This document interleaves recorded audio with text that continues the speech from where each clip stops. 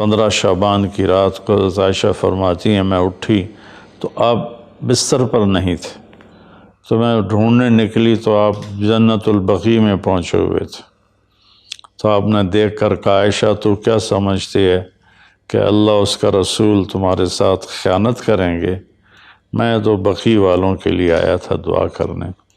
پھر آپ نے فرمایا آج کی رات وہ رات ہے جس میں اللہ تبارک و تعالی بنو کلب ایک قبیلہ ہے جن کے پاس بھیڑ بکریاں بہت زیادہ تھیں، کہا عائشہ جتنی بنو کلب کی بھیڑ بکریوں کے جسم پر بال ہیں ان بالوں کی تعداد کے برابر اللہ تعالیٰ اپنے بندوں کو مغفرت فرماتا ہے، جہنم سے خلاصی فرماتا ہے۔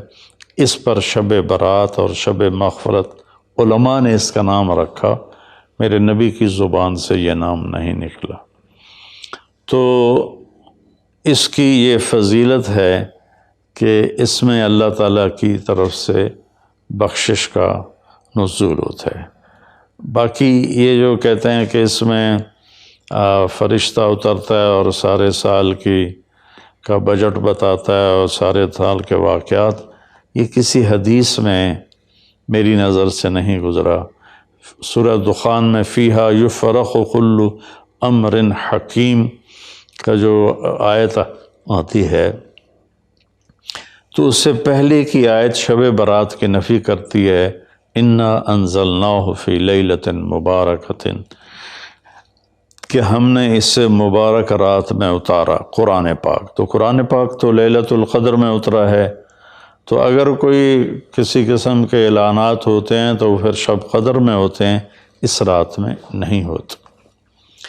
دوسرا یہ ہے کہ اس کے روزے اور بندگی کے بارے میں، شب قدر کی اللہ کے واسطے میری بات دھیان سے سنو، اللہ کی قسم کوئی خاص عبادت میرے نبی نے نہیں بتائی، لیلۃ القدر کی کوئی خاص عبادت میرے نبی نے نہیں فرمائی۔ حضرت عائشہ رضی اللہ عنہ نے پوچھا یا رسول اللہ اگر مجھے لیلۃ القدر نصیب ہو تو میں کیا کروں؟ کہا یہ دعا پڑھو، اللہم انک عفو تحب العفو فاعف عنی، اللہ تو معاف کرنے والا ہے، معافی کو پسند فرماتا ہے، مجھے معاف فرما۔ تو میرے نبی کی عبادت وہی 11 رکعت تہجد کے نوافل تھے، چاہے وہ شب قدر تھی، چاہے وہ شب برات تھی، چاہے وہ شب جمعہ تھی۔ تو اب اس کے نام پر لوگوں نے کیا کیا خرافہ، چونکہ ہم قرآن اور حدیث سے نہیں جڑے، کتابیں لکھی ہوئی ہیں، کس نے لکھی، اس کی سند کیا ہے، اس کی تمیز ہی کوئی نہیں ہے، تو وہ پھر بہت ہی زیادہ 4 رکعت پڑھو، پہلی رکعت میں یہ پڑھو، دوسری میں یہ پڑھو، تیسری میں یہ، چوتھی میں یہ سب بدعات ہیں، ان کا کوئی تعلق نہیں میرے نبی کے کسی بھی فرمان سے۔ میرے نبی نے صرف عبادت کا فرمایا ہے، عبادت تو شب قدر میں بھی کوئی خاص عمل نہیں۔ اور دوسری بات یہ کہ اگر آپ نے عبادت کرنی ہے تو مسجد نہیں گھر، مسجد نہیں گھر، مسجد نہیں گھر۔ میرے نبی نفلی بندگی گھر میں ادا فرماتے تھے۔ اب شب برات میں صلاۃ تسبیح کی جماعت ہو رہی ہوتی ہے، یہ کتنی بڑی نادانی کی بات ہے۔ نفلوں کی تو جماعت ہی نہیں ہوتی، تو یہ صلاۃ تسبیح کی جماعت کروا رہے ہوتے ہیں۔ نفلی عبادات کے بارے میں اللہ کے نبی کا طریقہ گھر میں پڑھنا ہے، اور اللہ کی طرف سے بھی ہمیں جو اشارہ ملتا ہے فَاذْكُرِ اسْمَ رَبِّكَ وَتَبَتَّلْ إِلَيْهِ تَبْتِيلًا، اپنے اللہ کو خوب یاد کریں اور لوگوں سے کٹ جائیں بالکل، اور سب سے کٹ کے آپ اپنے رب کو یاد کریں۔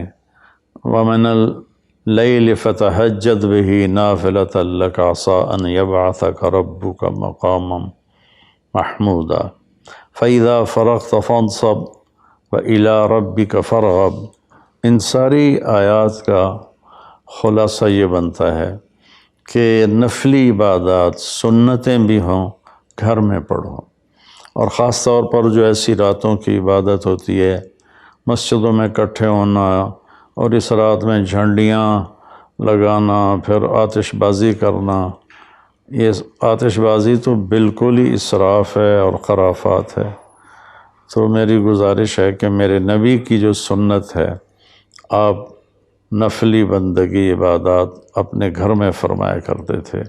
اس رات میں اگر آپ عبادت کرنا چاہتے ہیں، مسجد کی بجائے گھر کو مسجد بنائیں۔ وَاجْعَلُوا بُيُوتَكُمْ قِبْلَةً وَأَقِيمُوا الصَّلَاةَ، اللہ نے بنی اسرائیل سے فرمایا اپنے گھروں کو مسجد بنا لو اور نمازیں قائم کرو۔ تو ہم بھی اپنے گھروں کو خالی نہ چھوڑیں، اس میں ساری فیملی اکٹھی ہو کے نوافل کا اہتمام کرے۔ مسجد فرائض کے لیے ہے اور نوافل کے لیے گھر ہیں۔ تو امید ہے میری اس بات پہ آپ غور فرمائیں گے، ناراض نہیں ہوں گے۔